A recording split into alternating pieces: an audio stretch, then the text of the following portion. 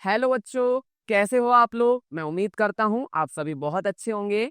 Welcome to the online learning platform of success achievers institute. तो बच्चों, हम पढ़ रहे थे केमिकल रिएक्शंस एंड इक्वेशन, और हमने 2 क्लासेस कवर कर ली है केमिकल रिएक्शन एंड इक्वेशन की। और उसमें हमने क्या सीखा? अभी तक हमने सीखा है कि what is chemical changes and the chemical change is known as chemical reaction. सही पकड़े हैं? तो केमिकल रिएक्शन हमारे पास क्या होती है, हाउ टू रिप्रेजेंट इट, उसे कैसे रिप्रेजेंट हमें करना है। हम बोलते हैं कि अगर कोई chemical change, there is a chemical change is known as chemical reaction. तो अगर हमारे पास केमिकल चेंज हो रहा है तो इसी को हम क्या बोल रहे थे? Chemical reaction. अब इस रिएक्शन को बैलेंस कैसे करना है और रिप्रेजेंट कैसे करना है, ये हमें सीखना था। हम सीखे थे कि केमिकल इक्वेशन वो इक्वेशन होती है जिसके थ्रू हम किसी केमिकल चेंज को डिफरेंट टाइप ऑफ मेथड से रिप्रेजेंट कर सकते हैं। उसे हम बोलते हैं केमिकल इक्वेशन। ठीक है। नेक्स्ट टॉपिक था हाउ टू बैलेंस इट, और हमने सीखा था कि किसी केमिकल रिएक्शन को कैसे बैलेंस कर सकते हैं। इसमें हमारे पास 2 मेथड्स थे, box method and hit and trial method. मैं रिवीजन के लिए बता देता हूं कि बॉक्स मेथड में भी हमारे पास 2 अप्रोचेस थी। There are 2 approaches in box method which are, एक अप्रोच में हम मेटल से शुरू करते थे बैलेंस करना, metal then non metal then oxygen and then hydrogen. Next जो अप्रोच थी उसमें हम क्या करते थे, उसमें हम पढ़ते थे, उसमें हम इस तरह से ट्राई करते थे कि जो भी एलिमेंट सबसे ज्यादा एटम्स रखता है, जिसके फॉर्मूला में सबसे ज्यादा एटम्स होंगे किसी भी एलिमेंट के, उस एलिमेंट को हमें पहले बैलेंस करना होगा। सो आज का हमारा जो टॉपिक है वो है कि how many types of chemical reaction, कि ये केमिकल रिएक्शन कितने टाइप की होती है। देखो बच्चों, एक बात बताओ, अगर हम क्लासिफाई करना चाह रहे हैं तो हम किस बेस पर क्लासिफाई करेंगे, हमें सबसे पहले ये पता होना चाहिए। क्लासिफिकेशन क्यों करना है, कैसे करना है। अब हम कह रहे हैं कि केमिकल रिएक्शंस का हमें करना है बच्चों क्लासिफिकेशन। ये क्लासिफिकेशन करने के लिए, एक सपोज करो मैं आपको बोलता हूं आपको व्हीकल्स का क्लासिफिकेशन करना है। किसका क्लासिफिकेशन करना है बच्चों? व्हीकल्स का। तो आप क्या बोलोगे कि सर, जो व्हीकल्स होते हैं ना, व्हीकल्स हमारे पास 2 टाइप्स के होंगे। ये 2 टाइप्स के व्हीकल कैसे होंगे? सर, एक तो हम कहेंगे 2 व्हीलर, एक हम कहेंगे 4 व्हीलर। मैं एक बेसिक सी बात बता रहा हूं, ऐसा नहीं है कि 2 व्हीलर और 4 व्हीलर ही होते हैं। हमारे पास मोर देन 4 व्हीलर्स भी होते हैं, ट्राई व्हीलर भी होता है, रिक्शा, रिक्शे में 3 पहिए होते हैं, साइकिल में 2 पहिए होते हैं, तो वो 2 व्हीलर में कंसीडर करेंगे हम। तो हमारे पास 2 तरह के व्हीकल्स हुए, 2 व्हीलर एंड 4 व्हीलर। अब हमने टायर्स के नंबर्स के बेस पर क्लासिफाई किया कि व्हीकल्स कितने तरह के होंगे।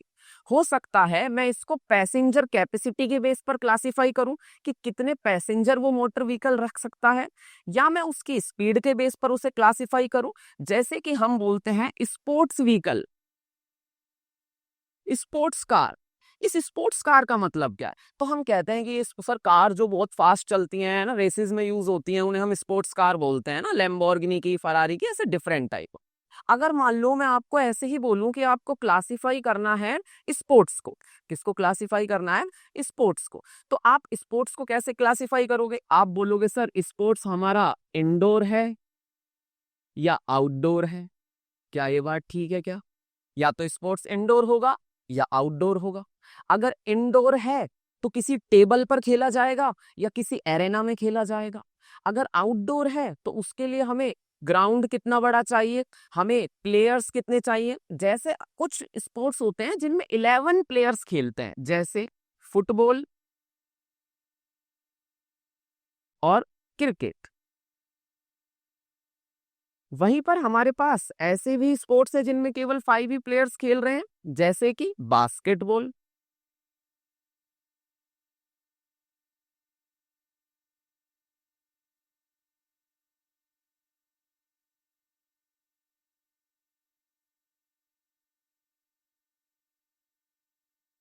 ठीक है बच्चों, तो यहां से हम ये कह सकते हैं कि क्लासिफिकेशन डिफरेंट टाइप से किया जा सकता है। हमें जो समझना है कि क्लासिफिकेशन किस बेस पर करना है। तो अभी हमारे सिलेबस में जो क्लासिफिकेशन है वो रिएक्टेंट्स एंड प्रोडक्ट्स के बेस पर है कि आपके रिएक्टेंट कैसे हैं और प्रोडक्ट कैसे हैं। और रिएक्टेंट क्या होते हैं बच्चों? जो रिएक्शन में पार्टिसिपेट करते हैं, जो कि एक्शन लेते हैं, इनिशिएटिव लेते हैं किसी रिएक्शन का। और प्रोडक्ट्स क्या होते हैं? जो रिजल्ट के थ्रू हमें सब्सटेंस मिलते हैं, उन्हें हम बोलते हैं प्रोडक्ट्स। तो रिएक्टेंट्स और प्रोडक्ट्स के बेसिस पर there are 5 types of chemical reaction. Actually there are 4 types of chemical reaction. ये हमारे सिलेबस में दी गई है, इसलिए इसे हमने अलग से ऐड किया है। इसका कुछ अलग मेथड होता है पढ़ने का, ठीक है। तो अगर हम बात करें कि ये क्या सर 4 टाइप के ही रिएक्शंस होंगी, क्या ये 4 टाइप्स ही अवेलेबल है रिएक्शंस के? तो ऐसा नहीं है। देखो, ये एक रिएक्टेंट और प्रोडक्ट के बेस पे है। अगर मैं आपको बोलता हूं कि एनर्जी चेंजेस के बेस पर बताना है आपको, एनर्जी चेंजेस, तो हम कह सकते हैं कि रिएक्शन फिर 2 टाइप की होगी सर। एक तो एक्सोथर्मिक होगी और एक हमारे पास एंडोथर्मिक होगी। एक्सोथर्मिक वो रिएक्शन होती है जिसमें हीट इवॉल्व होती है, यानी कि रिलीज होती है। जैसे कोई रिएक्शन हुई और रिएक्शन होने से जो वो सब्सटेंस था, जो वो मटेरियल था, अगर वो गर्म हो गया है, यानी कि उस रिएक्शन में हीट इवॉल्व हुई है, उसके सराउंडिंग्स में हीट हमें फील होनी चाहिए, तो उस रिएक्शन को हम बोलते हैं एक्सोथर्मिक रिएक्शन। जैसे हम किसी भी चीज को जलाते हैं, यानी कि कंबशन रिएक्शन कराते हैं, जब भी किसी सब्सटेंस को ऑक्सीजन की प्रेजेंस में और एयर की प्रेजेंस में बर्न किया जाता है, तो उसे हम बोलते हैं कंबशन। तो हर कंबशन रिएक्शन में, जैसे मैंने लकड़ी को जलाया, लकड़ी को जलाएंगे तो फायर से लाइट भी निकलेगी और फायर से हीट भी निकलेगी। तो एनर्जी इवॉल्व हो रही है, हीट इवॉल्व हो रही है, रिलीज हो रही है, उसको हम बोल रहे हैं एक्सोथर्मिक प्रोसेस।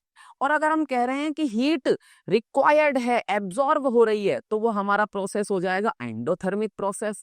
तो क्या सर ये 4 टाइप्स जो हैं ये इनको रिलाई करते हैं, इनसे रिलेटेड हैं इन पर? बिल्कुल। देखो, हर बेस एक दूसरे से रिलेटेड होगा, लेकिन हमारा काम है इनको सेपरेट पढ़ना। इनमें से कुछ रिएक्शंस एक्सोथर्मिक होंगी और कुछ रिएक्शंस एंडोथर्मिक होंगी।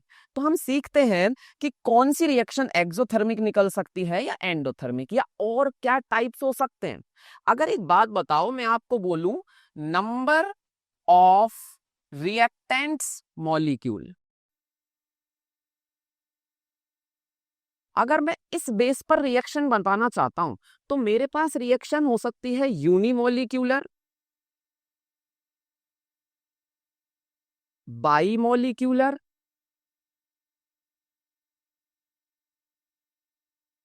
या फिर पॉली मॉलिक्यूलर। यानी कि वो रिएक्शन जिसमें केवल single particle, single molecule participate कर रहा है, इनिशिएट कर रहा है, उस रिएक्शन को हम बोलते हैं यूनिमॉलिक्यूलर रिएक्शन। जैसे एग्जाम्पल के लिए आप देखो, calcium carbonate gives calcium oxide plus carbon dioxide when heated. जब हम इसे हीट प्रोवाइड कराते हैं तो कैल्शियम कार्बोनेट ब्रेक हो गया calcium oxide and carbon dioxide. अब बताओ, इस रिएक्शन का इनिशिएटिव कितने मॉलिक्यूल्स ने लिया? सिंगल मॉलिक्यूल ने लिया, तो इसको हम बोलते हैं यूनिमॉलिक्यूलर रिएक्शन। ऐसे ही जिस रिएक्शन में 2 मॉलिक्यूल्स पार्टिसिपेट करें, यानी कि इनिशिएटिव लेने के लिए रिएक्टेंट साइड में 2 टाइप्स ऑफ रिएक्टेंट्स हो, सब्सटेंसेस हो, उसे हम बोलते हैं बाईमॉलिक्यूलर। और अगर 2 से ज्यादा रिएक्टेंट्स होते हैं तो उसे हम बोलते हैं पॉलीमॉलिक्यूलर। तो देखो, ये भी 3 टाइप की रिएक्शन हो गई। ऐसे हम अगर नेक्स्ट देखें तो हमारे पास स्पीड, रेट ऑफ रिएक्शन, अगर हम बात करें रेट ऑफ रिएक्शन, यानी कि रिएक्शन कितनी स्पीड में हो रही है, कितना टाइम लग रहा है उसमें, इसके बेसिस पर भी 2 टाइप्स ऑफ रिएक्शन होती हैं, फास्ट और स्लो। यानी कि जो रिएक्शंस बहुत फास्ट हो जाती हैं, जैसे आप किन्हीं 2 लिक्विड्स को, एसिड और बेस को अगर मिक्स करोगे तो वो रिएक्शन एक न्यूट्रलाइजेशन रिएक्शन होती है और सेकंड्स में होती है। कैसे होती है? सेकंड्स में होती है। लेकिन अगर हम रस्टिंग की बात करते हैं, लोहे पर जंग लगना, तो क्या ऐसा होता है कि लोहे पर जंग तुरंत लग जाती है? नहीं, डे बाय डे, ग्रेजुअली, धीरे धीरे धीरे धीरे। तो यहां से वो रिएक्शन क्या हो गई? स्लो। और अगर रिएक्शन कुछ मोमेंट्स में हो जा रही है तो उस रिएक्शन को हम क्या बोलते हैं? Fast reaction. यानी कि क्लासिफिकेशन के कई टाइप हो सकते हैं। मैं आप लोगों को अभी तक ये नहीं बता रहा था, ये कुछ भी आपके सिलेबस में नहीं है, लेकिन हमें पहले अपनी समझ को बिल्ड करना होगा कि ये क्लासिफिकेशन क्यों किया जा रहा है और किस लिए किया जा रहा है, क्या इसके काम यूजेस होंगे और किस तरीके से इस क्लासिफिकेशन के हमारे पास रूल्स हैं। तो जो हमारे सिलेबस का क्लासिफिकेशन है वो हमारे पास 4 टाइप से हमारी रिएक्शन को बताता है, जो कि है combination reaction, decomposition reaction and displacement reaction, and another is double displacement reaction. ये इस बेस पर है कि हमारा जो रिएक्टेंट है उस पर डिपेंड करेगा और प्रोडक्ट पर डिपेंड करेगा। जैसे एग्जाम्पल के लिए आपने देखा कि CaCO3 gives CaO plus CO2 and H2 plus O2 gives H2O। क्या ये रिएक्शन बैलेंस्ड है? आप बताओ। H2 plus O2 gives H2O, नहीं, ये बैलेंस नहीं है। हमें इसे क्या करना होगा? बैलेंस करना होगा। अब यदि हम यहां देखें तो हमारे पास सिंगल रिएक्टेंट है, और अगर हम यहां देखें तो हमारे पास डबल रिएक्टेंट है। यानी कि कितने तरह के रिएक्टेंट्स हो गए बच्चों? 2 तरह के। और अगर मैं प्रोडक्ट की बात करूं तो इस रिएक्शन में हमारे पास 2 टाइप्स ऑफ प्रोडक्ट है, अदरवाइज इस रिएक्शन में हमारे पास सिंगल टाइप ऑफ प्रोडक्ट है। तो ऐसे रिएक्टेंट और प्रोडक्ट के बेस पर हम ये बताएंगे कि हमारी रिएक्शन कितने टाइप की होगी। तो देखो, फर्स्ट जो टाइप है हमारा वो है, कौन सा टाइप है? Combination reaction. ओके, तो ये कॉम्बिनेशन रिएक्शन क्या होती है बच्चों? देखो, नाम से ही समझ आ रहा है, कॉम्बिनेशन में वर्ड है कंबाइंड होना। क्या होना? कंबाइंड होना। यानी कि जब 2 सब्सटेंसेस कंबाइंड हो जाएं, 2 सब्सटेंसेस क्या हो जाएं बच्चों? कंबाइंड हो जाएं। और कंबाइंड होके सपोज करो मेरे पास ये एक हाथ है, ये एक 2 हाथ है, अगर मैं इन दोनों हाथों को जोड़ दूं तो क्या बन गया? नमस्ते बन गया। अब ये एक क्या हो गया? कॉम्बिनेशन हो गया। क्या हो गया बच्चों? कॉम्बिनेशन हो गया। तो कॉम्बिनेशन रिएक्शन होती है कि when two or more reactants combined to form a single product, जब प्रोडक्ट क्या हो? सिंगल हो, तो उस रिएक्शन को हम बोलते हैं कॉम्बिनेशन रिएक्शन। जैसा कि आप देख रहे हो यहाँ पे हमारे पास है A plus B gives AB। जो 2 बॉल्स अलग अलग थी, अब ये दोनों बॉल्स क्या हो गई? कंबाइंड हो गई, जुड़ गई। तो इस रिएक्शन को हम क्या बोलेंगे बच्चों? Combination reaction. अच्छा, अगर इसके एग्जाम्पल की बात करते हैं तो देखो बहुत सारे एग्जाम्पल हो सकते हैं। N2 plus H2 gives NH3। मैं अभी रिएक्शंस बैलेंस्ड नहीं लिख रहा हूं बच्चों, आप इनको बैलेंस्ड कर सकते हो। H2 plus O2 gives H2O, H2 plus Cl2 gives HCl, C plus O2 plus O2 gives CO2। ठीक है क्या? और भी एग्जांपल्स लिख सकते हैं काफी, जैसे CaO प्लस, यानी कि कैल्शियम ऑक्साइड को वाटर में मिक्स कर रहे हैं, तो क्या होता है? कैल्शियम ऑक्साइड वाटर में डिसॉल्व होके बना देता है कैल्शियम हाइड्रोक्साइड। क्या बना देता है बच्चों? Calcium hydroxide. अच्छा, ये जो रिएक्शन है ना, ये वाली रिएक्शन, ये आप लोगों ने अपने आसपास घरों में होती हुई देखी है। एक्चुअली इसको हम बोलते हैं क्विक लाइम। Quick lime. और ये क्विक लाइम को यदि मैं हिंदी में बताऊं आपको, नॉर्मल लैंग्वेज में, तो इसे अपन बोलते हैं चूना। क्या है बच्चों? ये चूना। और इसको जब वाटर में डालते हैं तो हमारे पास बनता है स्लेक्ड लाइम। क्या बनता है? Slaked lime. आप लोगों ने वो कलर देखा है, घरों पर व्हाइट व्हाइट सा कलर करते हैं जिसमें ब्लूइश नैश शेड होती है ना, वहां पर हम एक व्हाइट कलर के पाउडर को मिलाते हैं पानी में और फिर ये होता है, उसको बोला जाता है नॉर्मल लैंग्वेज में कली करना। एक्चुअली पेंट है वो भी, बट पहले पुराने टाइम में यूज होता था, आजकल की तरह एशियन पेंट्स वगैरह की तरह हमारे पास नहीं होता था। वो सिंपल एक पाउडर होता था, उसको पानी में मिलाते थे और दीवार पर पेंट कर देते थे। तो ये वो रिएक्शन है। तो जैसा कि हम देख रहे हैं यहाँ हमारे पास दो रिएक्टेंट हैं बट प्रोडक्ट सिंगल, दो रिएक्टेंट है but product single. There are also two reactants but product is single. There are also two reactant but product is also single. तो हमें ये देखना है कि अगर दो रिएक्टेंट आपस में जुड़ रहे हैं तो एक प्रोडक्ट बना रहे हैं, उस रिएक्शन को क्या बोलना है? Combination reaction. अच्छा, ये तो हुई एग्जाम्पल की बात। अगर हम बात करें इसके और एग्जाम्पल्स, तो देखो यहां भी हमने एग्जाम्पल्स लिखे हुए हैं। Sodium plus chlorine gas gives sodium chloride, ये वाला एग्जाम्पल जो हमने अभी बताया था। Calcium plus H2O gives calcium hydroxide. C+O2 यानी कि कार्बन को बर्न कर रहे हैं, और अभी बताया था किसी भी सब्सटेंस को ऑक्सीजन की प्रेजेंस में बर्न करना क्या होता है बच्चों? कंबशन। क्या वो बोलते हैं इसे? कंबशन। तो ये एक, अच्छा, कंबशन और कॉम्बिनेशन दो अलग अलग वर्ड्स हैं, कंफ्यूज नहीं होना है। कॉम्बिनेशन तो वो प्रोसेस है जिसमें रिएक्टेंट्स कंबाइंड हुए, और कंबशन वो प्रोसेस है जिसमें ऑक्सीजन की प्रेजेंस में आप किसी भी सब्सटेंस को बर्न कर रहे हो। ठीक है ये बात। फिर नेक्स्ट है हमारे पास magnesium and oxygen. Magnesium plus oxygen gives magnesium oxide. अच्छा, इस क्वेश्चन में आपसे पूछा भी जाता है कि why magnesium ribbon is cleared before the use, कि क्यों मैग्नीशियम रिबन को क्लीन किया जाता है यूज करने से पहले। तो वो अभी हम पढ़ेंगे क्यों किया जाता है, अभी उस टॉपिक पर नहीं जाते हैं। जब हम रेडॉक्स रिएक्शन पढ़ेंगे तब बताएंगे इस क्वेश्चन का आंसर। ठीक है क्या? तो आप लोगों को समझ आया यहाँ पर एग्जाम्पल। चल आगे देख। अब ये मैंने कुछ एक्स्ट्रा डिटेल ऐड कर ली, यह आपके सिलेबस से रिलेटेड नहीं है, आपकी बुक में ये चीजें नहीं दी हुई, लेकिन क्योंकि केमिस्ट्री पढ़ रहे हो तो आपको लॉजिक्स पता होने चाहिए। देखो, कॉम्बिनेशन रिएक्शन जो होती है उसमें जनरली जब दो सब्सटेंस कंबाइंड होते हैं तो हीट इवॉल्व होती है, और जिस रिएक्शन में हीट इवॉल्व हो उसे क्या बोला था हमने?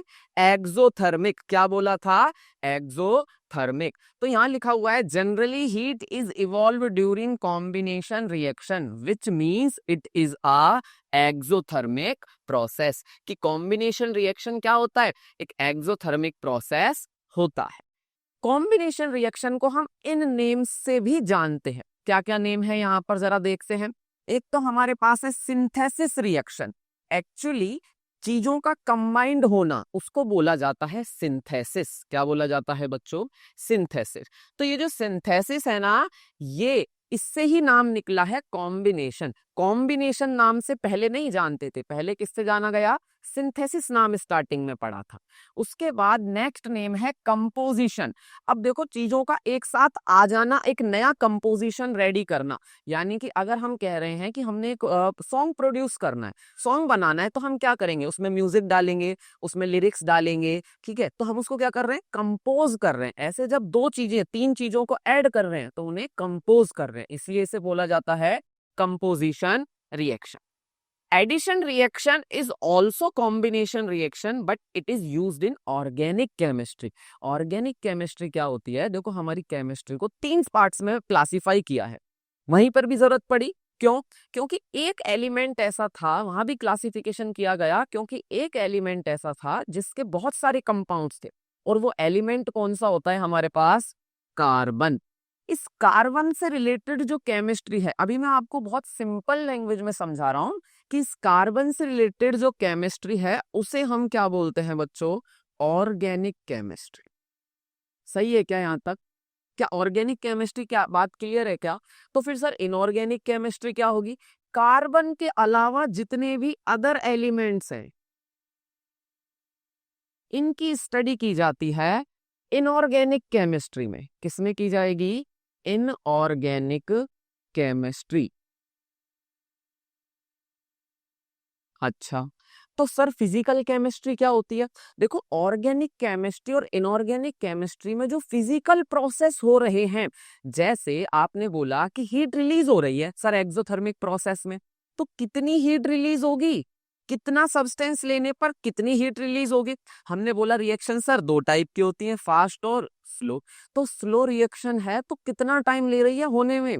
इन सब पॉइंट्स का पता लगाने के लिए जो ब्रांच बनाई गई उसे हम बोलते हैं फिजिकल केमिस्ट्री। तो जो हमारी एडिशन रिएक्शन है ये किसका पार्ट है बच्चों? ऑर्गेनिक केमिस्ट्री का। अच्छा, जैसे इसका एग्जाम्पल की बात करें तो जैसे कि C2H4 plus H2 gives C2H6। अब बताओ, यदि मैं आप लोगों को ये नहीं बोलूं कि ये एडिशन रिएक्शन है तो आप इसको देख के क्या कहोगे? Sir there are two reactants and single product. इसका मतलब हमारे पास ये जो रिएक्शन है कॉम्बिनेशन ही है, लेकिन क्योंकि ये ऑर्गेनिक केमिस्ट्री की रिएक्शन है इसलिए इसका नाम अलग से दिया गया एडिशन रिएक्शन। ऑलराइट, नेक्स्ट है हमारे पास, इसको आप लोग थोड़ा ध्यान से समझना, कंडेंसेशन रिएक्शन। देखो, हम अभी तक ये बोल रहे थे कि जब चीजें आपस में कंबाइंड होंगी तब हम उसे कॉम्बिनेशन रिएक्शन बोलेंगे, लेकिन इस रिएक्शन में कॉम्बिनेशन तो होता है बट साथ ही साथ देखो, इस रिएक्शन का जैसे मैं एग्जाम्पल बोलूं तो हमारे पास एग्जाम्पल हुआ glucose plus fructose gives sucrose. Glucose और फ्रुक्टोज आपस में रिएक्ट करके क्या बना रहे हैं? सुक्रोज बना रहे हैं। और साथ में बन रहा है H2O। क्या बन रहा है? H2O। अब आपको नहीं पता होगा, ग्लूकोज का फॉर्मूला होता है C6H12O6। एक्चुअली फ्रुक्टोज का भी यही होता है बच्चों, C6H12O6। यहाँ पर केमिकल फॉर्मूला सेम है सर, नेम क्यों अलग है इनके? देखो क्या है कि यहाँ अरेंजमेंट डिफरेंट है, एटम्स का जो अरेंजमेंट है, बॉन्डिंग है, वो कुछ डिफरेंट है, इस रीजन से इसके नेम भी डिफरेंट हुए। अब जब इन्होंने सुक्रोज बनाया जो कि होता है C12H22O11 प्लस H2O, जरा हम देखें कि लेफ्ट साइड में 6 carbon plus 6 carbon means 12 carbon, hydrogen 12 plus 12 24, तो 22 प्लस 2 24, और ऑक्सीजन 6 प्लस 6 12, 11 एंड प्लस 1 12। ठीक है सर, यहां पर दो ही रिएक्टेंट है, दो ही प्रोडक्ट है। देखो, अगर आप लोग इसको समझोगे तो ये ऐसे समझो कि एक मॉलिक्यूल इस साइज का, दूसरा मॉलिक्यूल इस साइज का, और जब ये आपस में कंबाइंड हुए तो इन्होंने एक मॉलिक्यूल तो बना दिया इस साइज का और दूसरा मॉलिक्यूल बना दिया इस साइज का। तो अगर हम इस एस्पेक्ट में देखें इस रिएक्शन को तो ये आपस में क्या हो गए? एक दूसरे से कंबाइंड ही हो गए, कंडेंस हो गए हैं। ठीक है, इस रिएक्शन को हम बोलते हैं कंडेंसेशन रिएक्शन, यानी कि जिस रिएक्शन में दो स्मॉल रिएक्टेंट्स मिलके या दो रिएक्टेंट्स मिलके एक लार्ज प्रोडक्ट प्रोड्यूस करें, लेकिन साथ में बहुत स्मॉल मॉलिक्यूल भी करें, किसकी तरह? बाई प्रोडक्ट की तरह। तो हमने लिखा है with small molecule of by product as H2O। जैसे कि इसमें यहां पर क्या निकला है? H2 रिलीज हुआ है, तो इस रिएक्शन को हम बोल सकते हैं कंडेंसेशन रिएक्शन। बच्चों याद रखना, ये आपके बुक के सिलेबस में नहीं है, लेकिन हमें किताबी कीड़ा नहीं बनना, हमें साइंस पढ़नी है नॉलेज के लिए। और अगर हम केमिस्ट्री, फिजिक्स, बायोलॉजी, मैथ्स, ये सभी साइंटिफिक सब्जेक्ट हैं, इन्हें पढ़ना चाहते हैं, समझना चाहते हैं, तो कभी भी रटना नहीं है। तो बुक में क्या है डजंट मैटर, हमें कंसेप्ट समझ आना चाहिए, टॉपिक अच्छे से क्लियर होना चाहिए। तो बताओ यहाँ पर ये पॉइंट क्लियर है क्या? सिंथेसिस रिएक्शन जो होती है उसी को कॉम्बिनेशन रिएक्शन बोला जाता है। सिंथेसिस से ही नाम आया कॉम्बिनेशन, सिंथेसाइज होने का मतलब ही कंबाइंड होना होता है। नेक्स्ट हमारे पास है कंपोजिशन, नेक्स्ट है एडिशन, जिसको हम यूज करेंगे ऑर्गेनिक केमिस्ट्री में, और ये रिएक्शन हम पढ़ेंगे भी। ये वाली जो रिएक्शन है ये हम चैप्टर 4th में पढ़ेंगे, चैप्टर 4th में। तो बताओ इसका क्या समझ आया कि अगर ये रिएक्शन ऑर्गेनिक केमिस्ट्री की और इसे 4th चैप्टर में पढ़ोगे तो 4th चैप्टर भी किससे रिलेटेड हुआ भाई? ऑर्गेनिक केमिस्ट्री से रिलेटेड हुआ। इसका मतलब आप इस साल इनऑर्गेनिक भी पढ़ रहे हो और ऑर्गेनिक भी पढ़ रहे हो। क्लियर बच्चों? चल आगे चलते हैं। यहाँ पर हम देख रहे हैं कि कॉम्बिनेशन रिएक्शन के भी हमने 3 टाइप्स क्लासिफाई कर दिए। कैसे कर दिए सर? देखो एक्चुअली क्या है कि जनरली कॉम्बिनेशन रिएक्शन एक्सोथर्मिक होती हैं, बट कुछ कॉम्बिनेशन रिएक्शन ऐसी भी होती है जो एंडोथर्मिक है, यानी इन्हें होने के लिए हीट की रिक्वायरमेंट है, टेम्परेचर चाहिए, एनर्जी चाहिए। तो ये एनर्जी या हीट रिलीज ना करके एब्जॉर्ब कर रहे हैं, गेन कर रहे हैं, तो ये क्या हो गया? एंडोथर्मिक प्रोसेस हो गया। लेकिन क्योंकि रिएक्टेंट्स 2 हैं एंड प्रोडक्ट्स सिंगल, तो इसका मतलब हम कह सकते हैं कि हमारे पास ये रिएक्शन क्या है? Combination reaction. तो क्या हुआ? जिस रिएक्शन में एनर्जी एब्जॉर्ब हुई वो एंडोथर्मिक, और क्योंकि सिंगल प्रोडक्ट बना तो कॉम्बिनेशन, तो इसको बोल दिया हमने एंडोथर्मिक कॉम्बिनेशन। और अभी आपने जो कंडेंसेशन रिएक्शन सुनी थी ये उसी का टाइप है, डिहाइड्रेशन सिंथेसिस। इसमें क्या होता है? वाटर मॉलिक्यूल रिमूव हुआ और सिंथेसाइजेशन भी हुआ, यानी कि ग्लूकोज और फ्रुक्टोज का जुड़ना, कॉम्बिनेशन हुआ तो सिंथेसिस हुआ, और साथ में वाटर मॉलिक्यूल निकला। देखो प्रिपरेशन ऑफ सुक्रोज, साथ में क्या निकला? वाटर मॉलिक्यूल, तो उसको हमने क्या बोल दिया? डिहाइड्रेशन। हमारी बॉडी में से जब पानी की कमी होती है, गर्मियों का मौसम आ गया, आप लोगों ने वो ऐड भी देखा होगा ग्लूकोज में, वो सूरज से हमारे ऊपर पाइप लगा देता है, वो हमारा सारा ग्लूकोज खींच रहा होता है, सक कर रहा होता है। ऐसे ही गर्मियों में जब हमारी बॉडी में वाटर लेवल कम होता है तो हम क्या बोलते हैं? डिहाइड्रेशन हो रहा है, डिहाइड्रेट हो गए। ऐसे ही किसी रिएक्शन में अगर वाटर मॉलिक्यूल बाहर आए तो उसको हम बोलते हैं डिहाइड्रेशन, और कॉम्बिनेशन हो गया इसलिए सिंथेसिस। एस्ट्रिफिकेशन रिएक्शन का अगर मैं आपको एग्जांपल बताऊं तो एस्ट्रिफिकेशन रिएक्शन क्या होती है? देखो, जब एक अल्कोहल, ये क्या होता है अल्कोहल अभी आप लोगों को नहीं पता, तो हम पढ़ेंगे किसमें? ये भी किसमें पढ़ेंगे बच्चों? 4th चैप्टर में। जब अल्कोहल और कार्बोक्सिलिक एसिड मिलते हैं, रिएक्ट करते हैं, तो ये फॉर्म करते हैं एस्टर, और साथ में वाटर मॉलिक्यूल। साथ में क्या रिलीज करते हैं? Water molecule. तो इन दोनों की कंबाइन होने से एक बड़ा मॉलिक्यूल बना एस्टर, तो ये तो हमारा हो गया सिंथेसिस, और क्योंकि वाटर रिलीज हो गया इन दोनों में से तो इसको हमने क्या बोल दिया? Dehydration synthesis. क्या आपको यहां तक की बात समझ है? अगर कोई भी डाउट है, चलो एक बार रिवाइज कर लेते हैं, आपको कोई डाउट ना रह जाए। हाँ, तो हमने बोला कि देखो क्लासिफिकेशन कई टाइप से हो सकता है, जिसमें अभी हमारा जो टाइप है वो है रिएक्टेंट्स के बेस पर और प्रोडक्ट्स के बेस पर। इसमें there are 4 types of reaction: combination, decomposition and displacement. Okay, अगर हम कॉम्बिनेशन रिएक्शन की बात करें तो हम कहते हैं कि वो रिएक्शन जिसमें रिएक्टेंट्स कंबाइंड होके प्रोडक्ट बनाते हैं, बट सिंगल प्रोडक्ट बनाते हैं, उस रिएक्शन को हम बोलते हैं कॉम्बिनेशन रिएक्शन। जैसा कि यहाँ ए और बी ने दिखाया, ए और बी कंबाइंड हो गए, ए बी एक ही प्रोडक्ट बन गया। और इस रिएक्शन में जब भी कोई दो चीजें कंबाइंड होंगी तो उसमें से क्या रिलीज होगी? एनर्जी रिलीज होगी। ऐसा जनरली होता है, कुछ एक्सेप्शनल केसेस में नहीं भी होता है। तो हमने देखा कि हमारे पास यहाँ पर कॉम्बिनेशन रिएक्शन जो है ये एक्सोथर्मिक होती है, बट कुछ कॉम्बिनेशन रिएक्शंस एंडोथर्मिक भी होती है, और हम कह सकते हैं कि इनकी ये अदर नाम से भी इनको जानते हैं, जैसे कि synthesis, composition, addition and condensation. Clear है बच्चों यहां तक? आगे चलते हैं। नेक्स्ट हमारे पास है डीकम्पोजिशन रिएक्शन। एक्चुअली में कॉम्बिनेशन का जस्ट अपोजिट काम हो रहा है, किसमें? डीकम्पोजिशन में। इसीलिए उसका जो हमने नाम लिखा था कंपोजिशन भी लिखा था, क्योंकि अगर ये डीकम्पोज होना है तो वो कंपोज होना है। कंपोज में हम क्या कर रहे थे? चीजों को पास ला रहे थे, जोड़ रहे थे। तो डीकम्पोजिशन में क्या करेंगे? दूर कर देंगे, तोड़ देंगे, ब्रेक कर देंगे।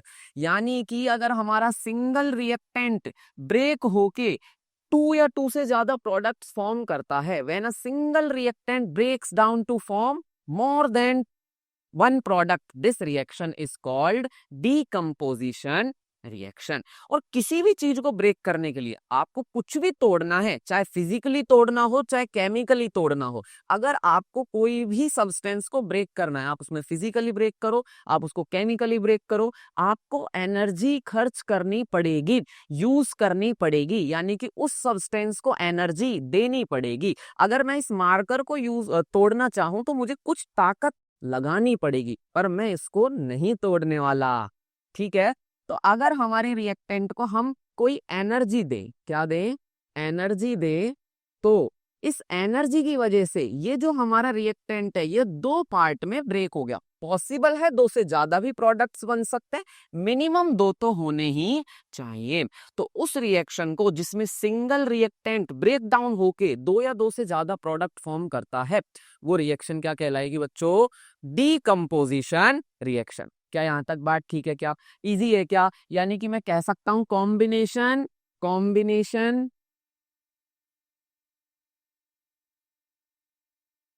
is opposite to decomposition. क्या ये बात सही है क्या, कि कॉम्बिनेशन जो है वो डीकंपोजिशन के जस्ट अपोजिट है, और कॉम्बिनेशन में हीट रिलीज हो रही थी और हम कह रहे हैं डीकंपोजिशन में एनर्जी एब्जॉर्ब होगी। अच्छा यहां पर ये गलत लिख दिया है हीट, एक सेकेंड, इसको हम एनर्जी लिख देते हैं। क्या लिख देते हैं, एनर्जी।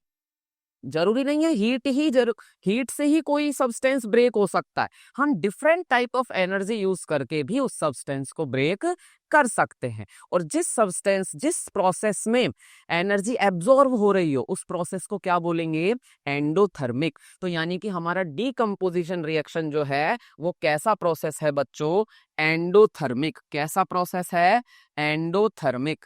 क्या ये बात सही है क्या, कैसा प्रोसेस हो गया, एंडोथर्मिक। ओके, ये हमारे पास एंडोथर्मिक प्रोसेस आ गया। क्या यहाँ तक सही है? चल नेक्स्ट देखते हैं। अब एक बात बताओ, एंडोथर्मिक प्रोसेस में हम एनर्जी गेन कर रहे हैं, तो इस एनर्जी के भी तो टाइप हो सकते हैं। अच्छा एग्जाम्पल नहीं दिया हो तो अभी देंगे। देखो एनर्जी के जो टाइप हैं वो क्या क्या हो सकते हैं।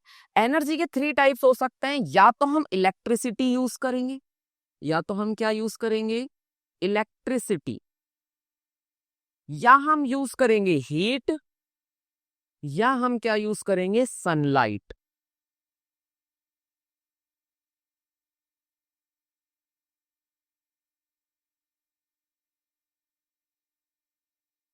सनलाइट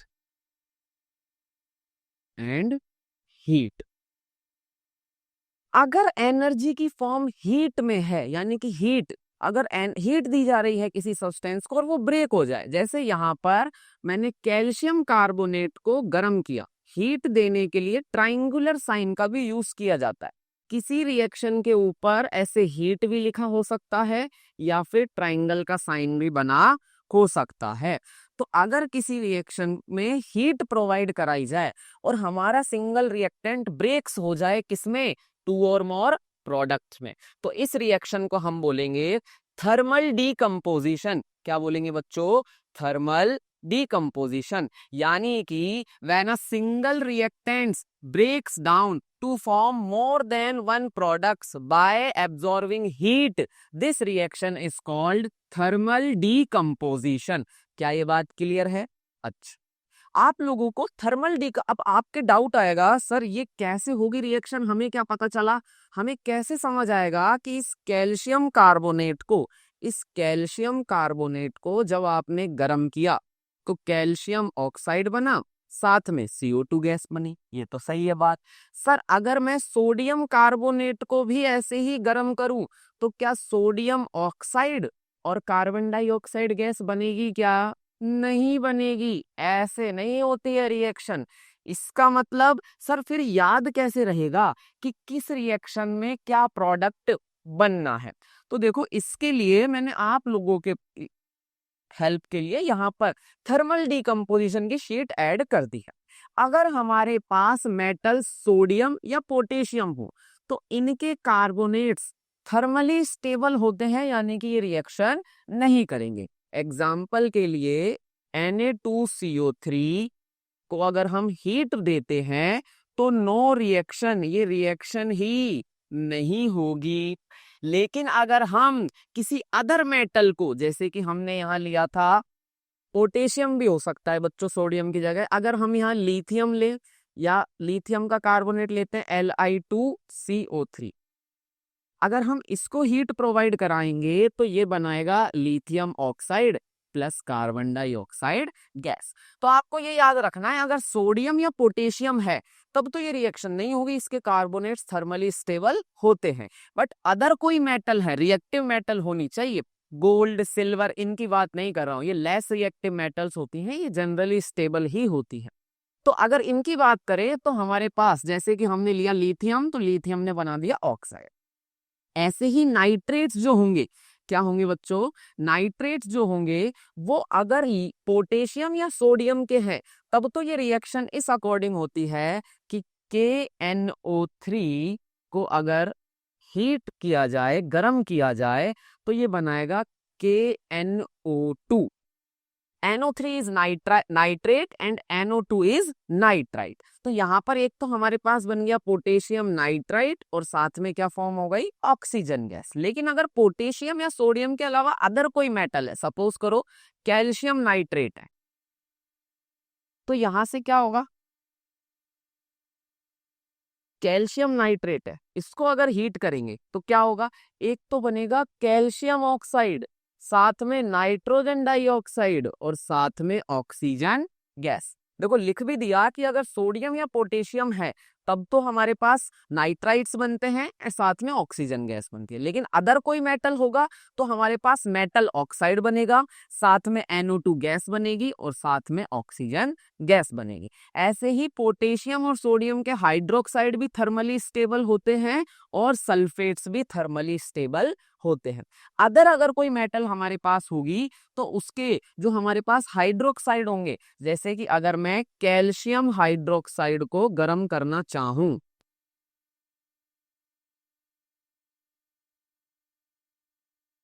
तो क्या बनेगा, एक तो बनेगा कैल्शियम ऑक्साइड और साथ में हाइड्रोजन गैस। अब ये रिएक्शन हमने इस डायरेक्शन में भी पढ़ी थी, ठीक है। तो इसको ब्रेक करने पर ये प्रोडक्ट बनते हैं, ये हमने लिख दिया कि फॉर्म्स ऑक्साइड प्लस H2O। इसी तरीके से अगर सल्फेट होता, कैल्शियम सल्फेट होता, तो इसका थर्मली डिकम्पोजिशन कैसे होता कि हमारे पास बनता calcium oxide plus SO3 gas. क्या ये बात सही है बच्चों, समझ आया? तो इस तरीके से हम थर्मल डिकम्पोजिशन को कर सकते हैं। तो थर्मल डिकम्पोजिशन रिएक्शन थी क्या कि अगर हमारे पास हम किसी रिएक्टेंट को एनर्जी गिवन करके, एनर्जी देके हम उसको ब्रेक कर दें, उसको उससे दो से ज्यादा प्रोडक्ट बना दें, तो उसको हम बोलेंगे डिकम्पोजिशन। और हीट दी है इसलिए उसको हम बोलेंगे थर्मल डिकम्पोजिशन। बताओ इसी अकॉर्डिंग, चलो मत, इसका मतलब फोटोलिटिक डिकम्पोजिशन में क्या होगा कि अगर हम किसी रिएक्शन में सनलाइट की हेल्प से, किसकी हेल्प से, सनलाइट की हेल्प से अगर हम किसी रिएक्टेंट को ब्रेक करें तो वो जो हमारी रिएक्शन होगी उसको हम बोलेंगे फोटोलिटिक डिकम्पोजिशन। अब बच्चों सबसे पहले तो आप कंफ्यूज नहीं होना, फोटोसिंथेसिस और photolytic decomposition they are different reactions. Photosynthesis में तो हम CO2 प्लस H2O को क्लोरोफिल की प्रेजेंस में ग्लूकोज में कन्वर्ट करते हैं। क्या ये बात सही है क्या?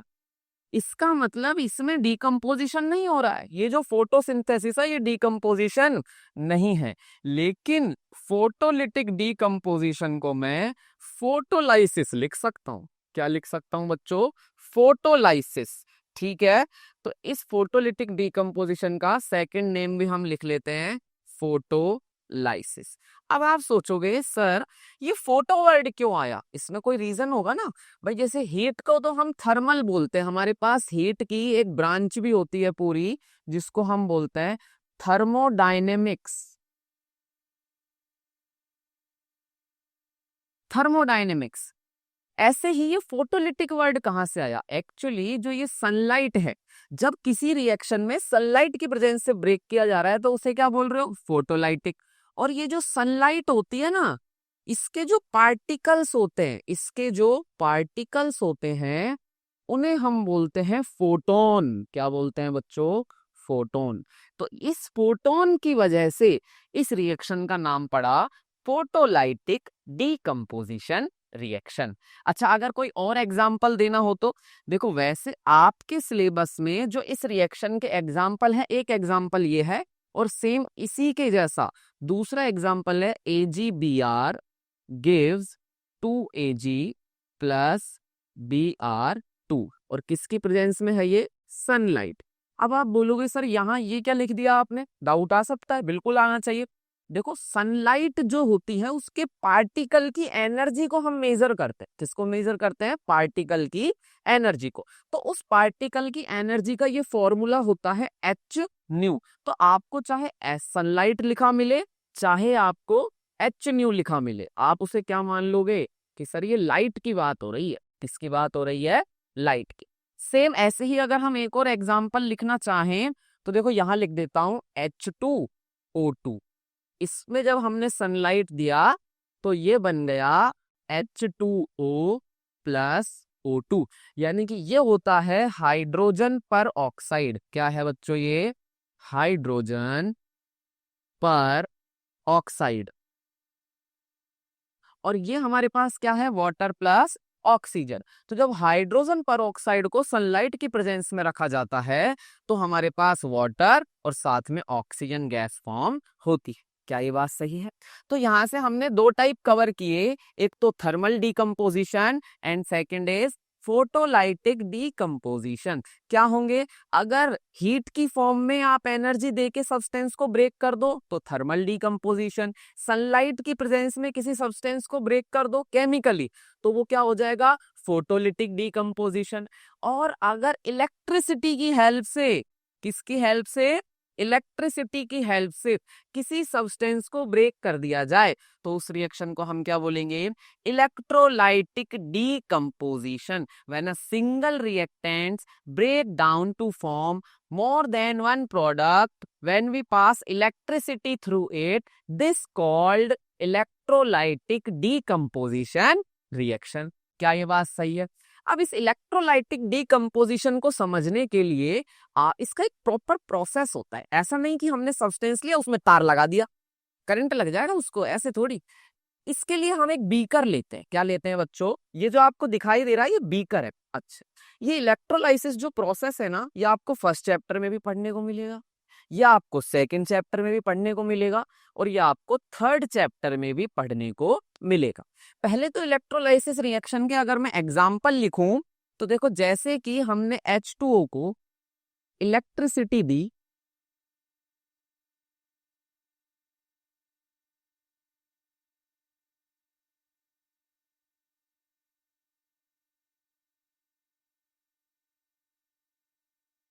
और ये कन्वर्ट हो गया hydrogen gas plus oxygen gas में। अब ये बैलेंस भी हो गया। सही है क्या?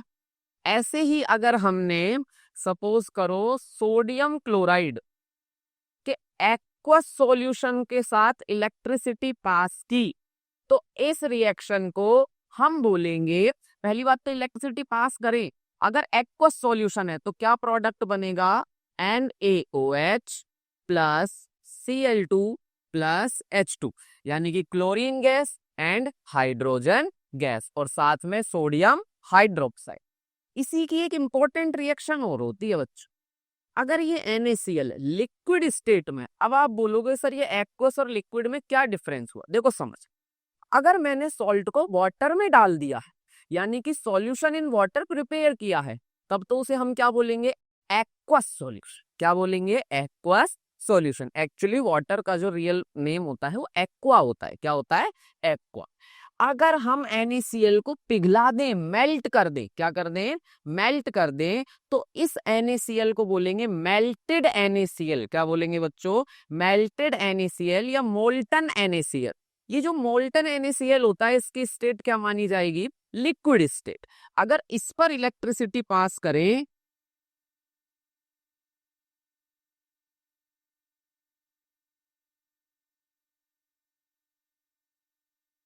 तो यहां पर क्या होगा?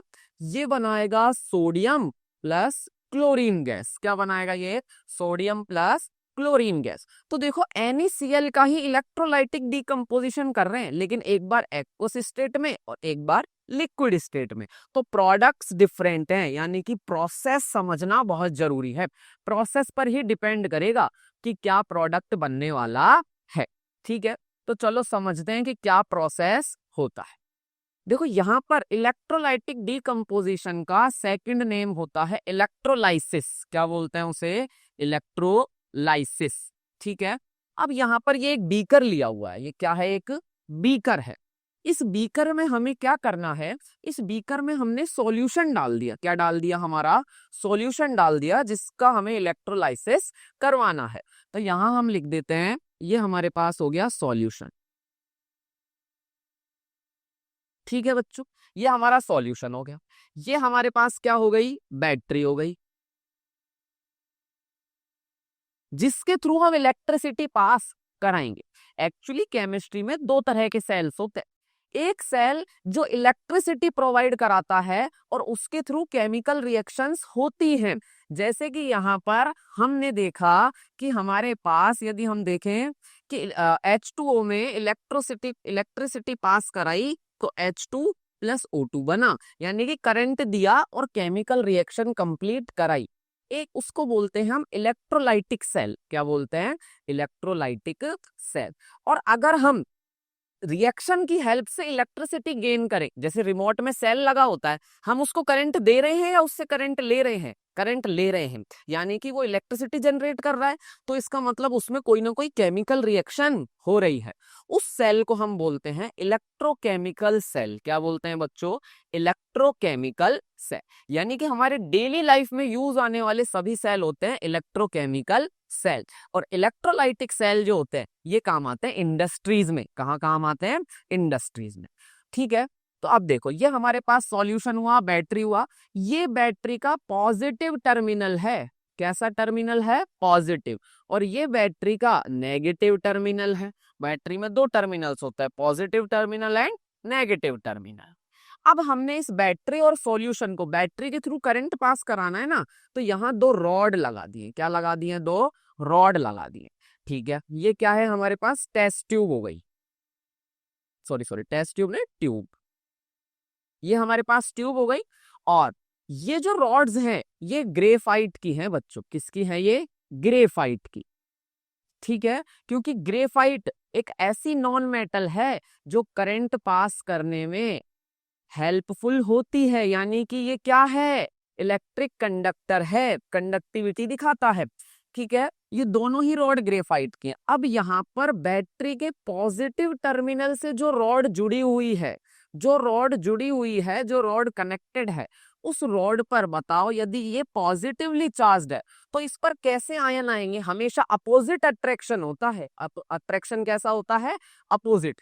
अगर यहाँ पर पॉजिटिव चार्ज है तो इस पर कैसे आयंस आएंगे, नेगेटिव आयंस, यानी कि एनायंस। एनायंस अट्रैक्ट होंगे इससे, और अगर एनायंस इससे अट्रैक्ट हो रहे हैं तो इस रॉड को जिससे हम इलेक्ट्रिसिटी पास करेंगे उसे बोलेंगे एनोड। क्या बोलेंगे बच्चों, एनोड बोलेंगे। क्या बोलेंगे, एनोड बोलेंगे। और ये एनोड किसका बना होगा, ग्रेफाइट का। किसका बना होगा, ग्रेफाइट का।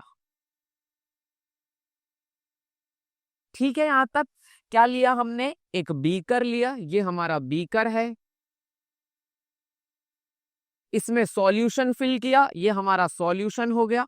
इसमें बैटरी अटैच्ड की, ये बैटरी है, इस बैटरी पे करंट पास करवाना है सॉल्यूशन में बैटरी के थ्रू, तो हमने ये इलेक्ट्रोड्स ले लिए, ये रॉड्स ले लिए, इन रॉड्स को हम बोलते हैं इलेक्ट्रोड्स। ठीक, अब जो टर्मिनल, जो इलेक्ट्रोड पॉजिटिव टर्मिनल से अटैच्ड है उस पर नेगेटिव आयंस अट्रैक्ट होंगे, यानी कि एनायंस आएंगे, इसलिए उस इलेक्ट्रोड को हमने क्या बोला, एनोड बोला। क्या बोला बच्चों, एनोड बोला। जिस पर क्या आए, एनायंस आए, और सॉरी एनायंस आए। और ठीक है, और अगर हम बोलें कि ये वाला जो हमारा टर्मिनल है नेगेटिवली चार्ज है, तो इससे जुड़ी रॉड भी कैसी चार्ज होगी, नेगेटिवली चार्ज।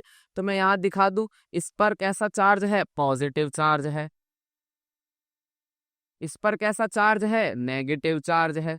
तो इस पर कैसे आयंस अट्रैक्ट होने वाले हैं, पॉजिटिव आयंस। पॉजिटिव आयन जिस पर अट्रैक्ट होंगे उस इलेक्ट्रोड को हम क्या बोलेंगे, कैथोड। क्या बोलेंगे बच्चों, कैथोड। ये भी किसका बना है, ग्रेफाइट का। क्या ये बात ठीक है, क्या क्या ये बात सही है क्या, ठीक है। चल अब देखो रिएक्शन होती कैसे है, ये रिएक्शन होती कैसे है। तो अगर हम बात करें, हमारे पास इस रिएक्शन में H2O कन्वर्ट हुआ किसमें, हाइड्रोजन प्लस ऑक्सीजन।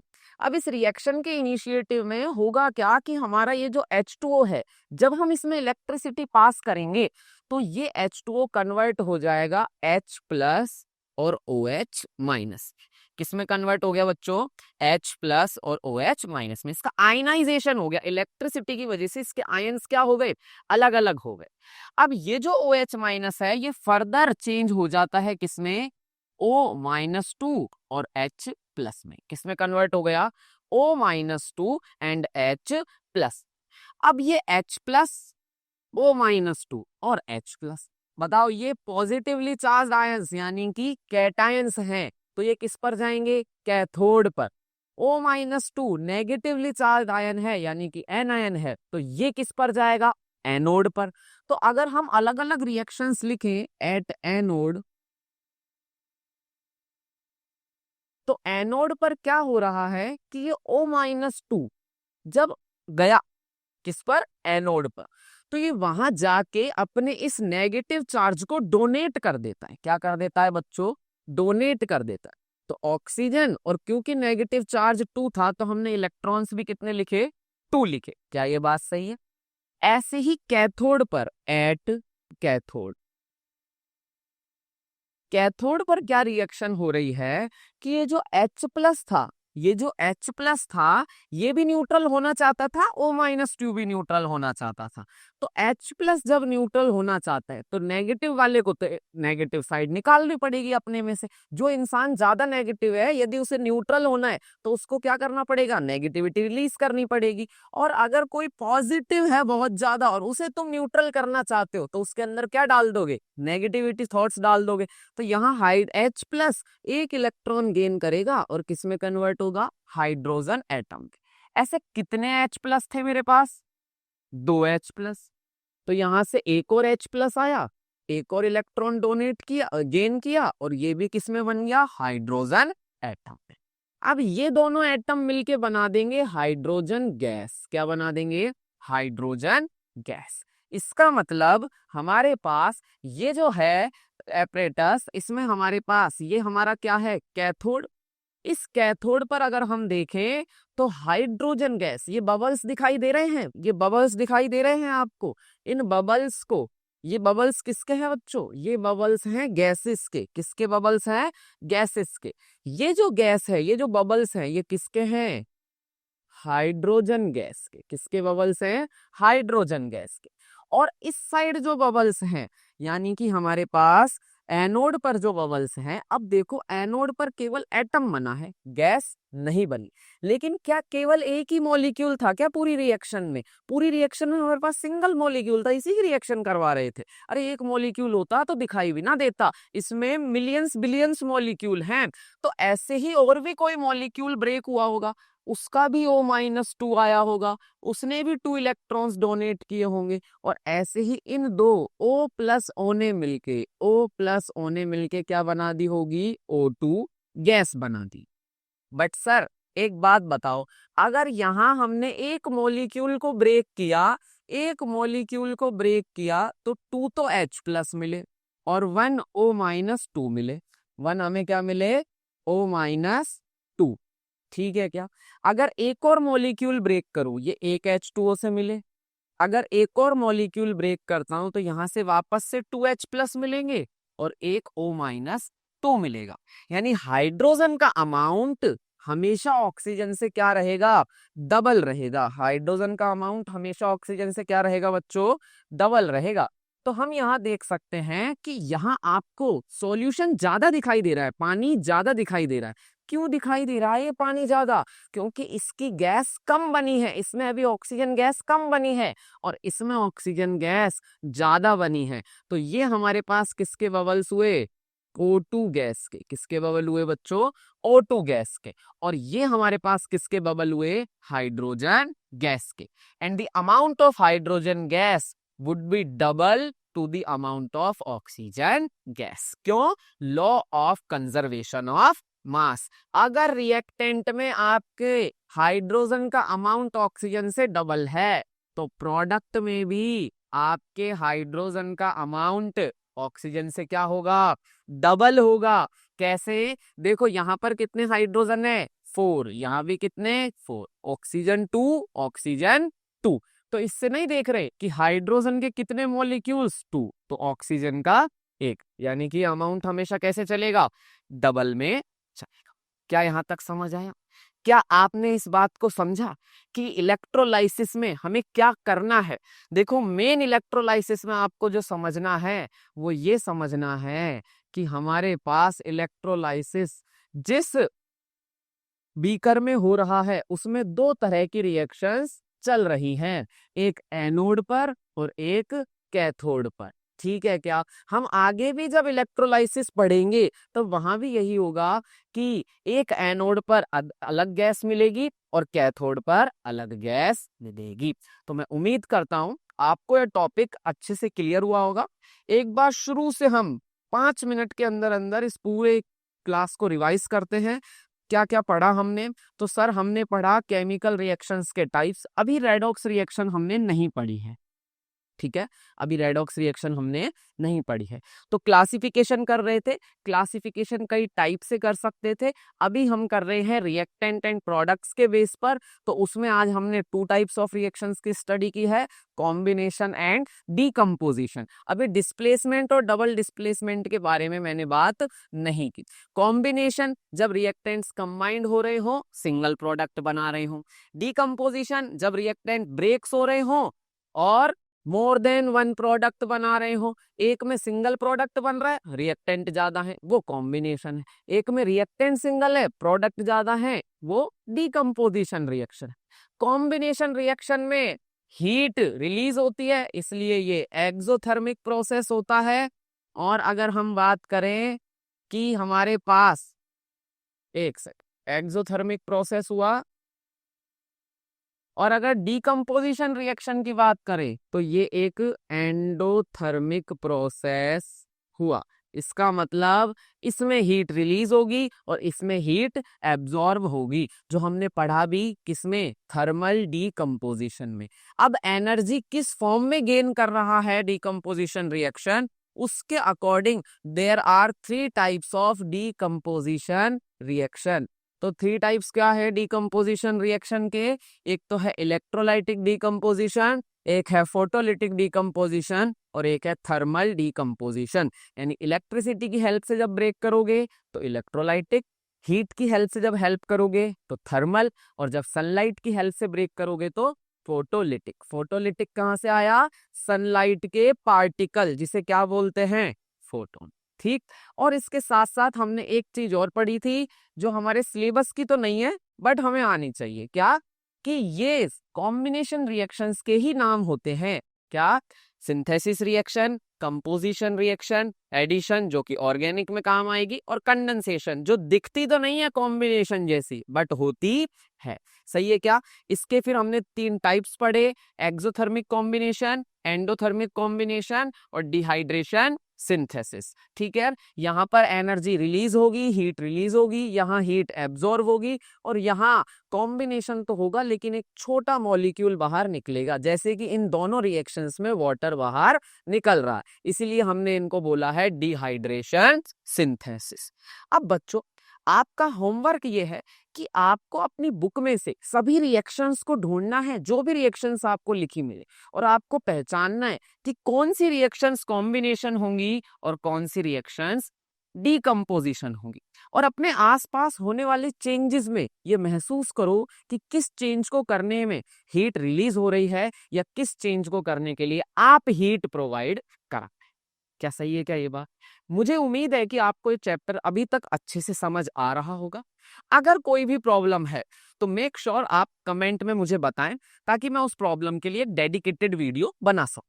ठीक है क्या? आप इस चैप्टर को रिवाइज करें, यहाँ तक कोई भी प्रॉब्लम आती है मेरे साथ शेयर करें। अच्छे से रहें, अपना ध्यान रखें, खूब पढ़ाई करें, बहुत खुश रहें। ओके बच्चों, तो इस क्लास को आज यहीं पर एंड करते हैं, नेक्स्ट क्लास हम लेंगे। Okay, bye bye.